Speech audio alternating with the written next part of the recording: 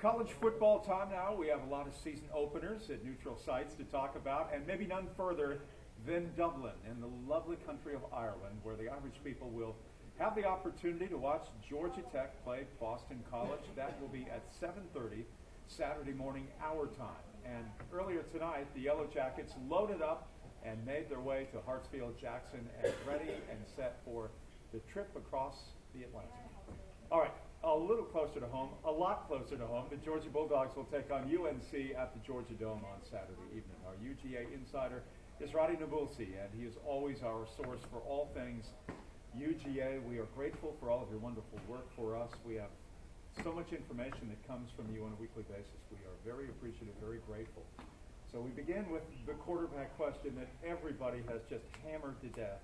Is Eason going to start? We don't know. And I hate to tell all the viewers that. Oh, come on, you do know. No, I do not. We did break the news 2 weeks ago that the true freshman, the guy who's just a couple months removed from his senior prom, was taking the snaps for the first team, and he did it for 2 weeks. And then this past Saturday, when they went down to the Georgia Dome to practice, it was Jacob Eason taking all the snaps for the first team. I have been anchoring local sports since 1979 in some way, shape, or form, and my experience tells me if Mark Richt flies to have pancakes with him outside of Seattle, and then Kirby Smart does the same thing, this guy's not going to be standing holding a clipboard. Come on. He will play, but will he start? That's the question. He will start. I don't know, because the last 2 practices we were able to see, and they cut us out of practice today with a accidental time change. But the last 2 days, accidental. Last 2 days, it's been Grayson Lambert who has been getting the reps with the number 1. And Kirby said, "Look, we're getting 2 guys ready to play." Right. So both will play. I don't see a situation where if Lambert starts the game that Eason doesn't come in. But I could see a situation where if Eason comes in and he's hot, he finishes. Do you believe Kirby Smart when he says there's no limit on Nick Chubb right now? I do. I've doubted Nick Chubb. I've made the mistake of doubting him one too many times. I didn't think he'd be able to come back this fast. He's proven us wrong. He was running almost at full speed just a couple months after his injury, after his surgery. It's just insane.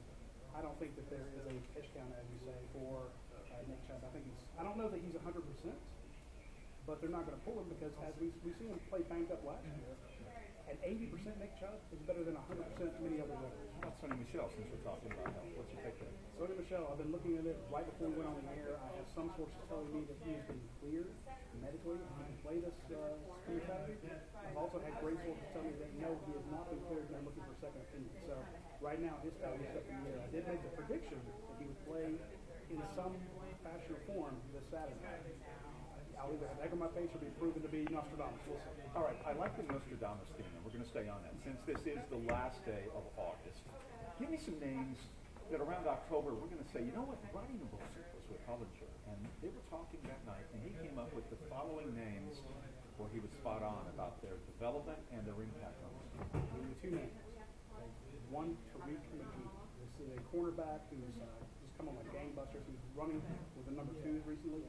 A true freshman. This is a guy, everyone else talk about the 5-star defensive back, Nico Hardman.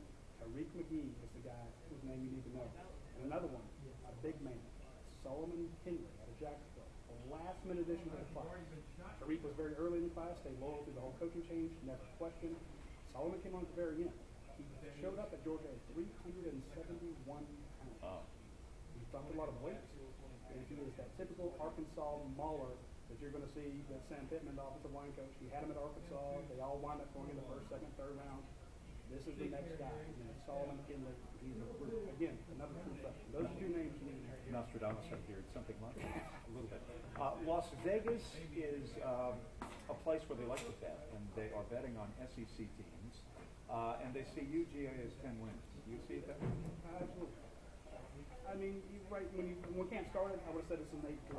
But as the camp progressed, the offensive line got better. Tyler Clark came in and showed up on the defense along with Mikael Carter. That defensive front that was very thin. All of a sudden, there's some good names there. Then you have Tyler Catalina show up on the offensive side. He's the left tackle. The offensive line gets better.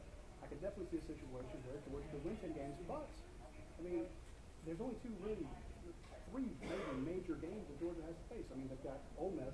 They've got Tennessee, Florida, then Auburn.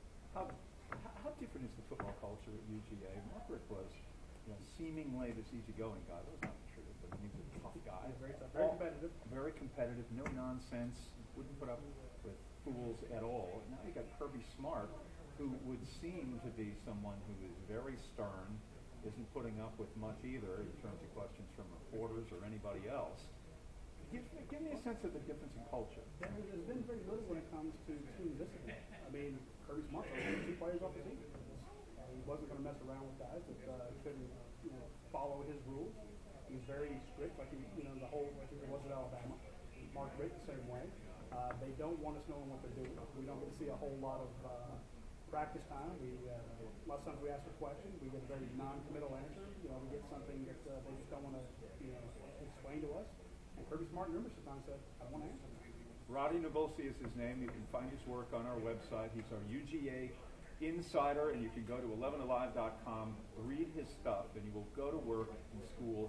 You will sound like the smartest guy in the room, which is quite frankly the purpose of why we all live, right? All right, Roddy, thank you. We'll take a break back right after.